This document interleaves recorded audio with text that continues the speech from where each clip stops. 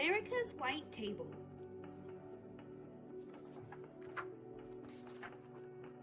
Written by Margot, Theis, Raven, illustrated by Mike Benny. It was just a little white table, but it brought tears of pride to my Uncle John's eyes. The Veterans Day, he came for dinner and stood by it, set for one person, even though nobody would be eating at it. It was just a little white table, but earlier that day, Mama had told Gretchen, Samantha, and me the little white table we were setting for Veterans Day was just like the ones that had stood across America in the dining halls of the Army, Navy, Marine Corps, and Air Force since the Vietnam War ended. The tables honor the men and women who served in America's armed forces, especially those missing in action, our MIAs, and those held prisoner of war, our POWs.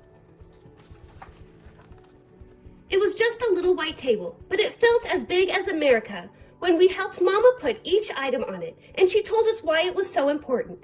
We use a small table, girls, she explained first, to show one soldier's lonely battle against many. We cover it with a white cloth to honor a soldier's pure heart when he answers his country's call to duty. We place a lemon slice and grains of salt on the plate to show a captive soldier's bitter fate and the tears of families waiting for the loved one to return, she continued. We push an empty chair to the table for the missing soldiers who are not here. We lay a black napkin for the sorrow of captivity and turn over a glass for the meal that won't be eaten, she said.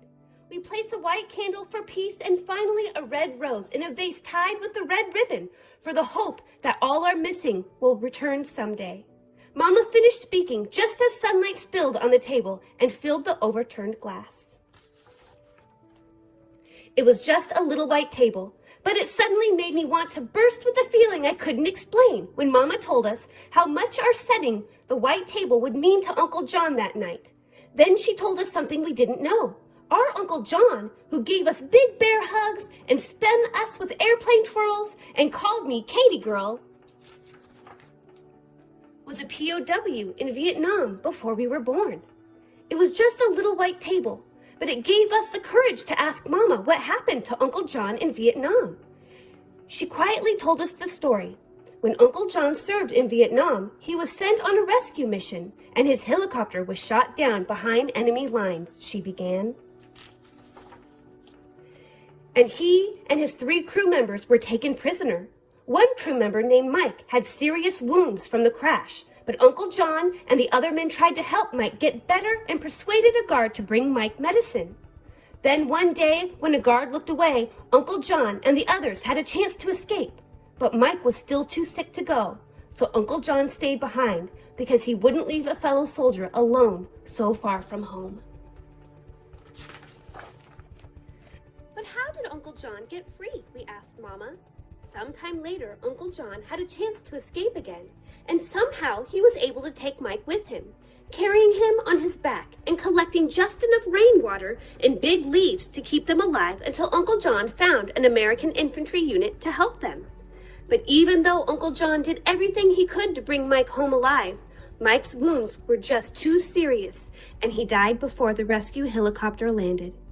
I know that Mike was only 20 years old, and he dreamed of playing football, but he loved America enough to give his life for his country when duty called.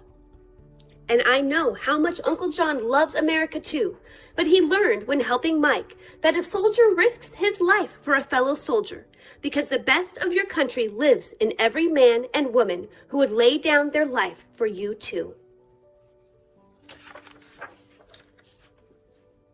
It was just a little white table, but it needed words of gratitude, like Mama's Thanksgiving meal. So before Uncle John arrived for dinner, Gretchen and Samantha and I decided to put 3 gifts of our own on the table to honor our veterans. Gretchen colored pictures of all the objects on the table, and Samantha wrote out the words of My Country 'Tis of Thee as a tribute in song. But I didn't know what I, a 10-year-old girl, could ever put on the table that was as important as each veteran's gift of freedom to me. It was just a little white table, but I looked at it all dinner long, and in the quiet inside me, I could almost hear the silent soldiers of the empty chair saying, "Remember us, please." We are real people like your Uncle John and Mike, who left families and friends, homes and dreams of our own to protect our birthright of liberty from disappearing as easily as sunlight from a glass.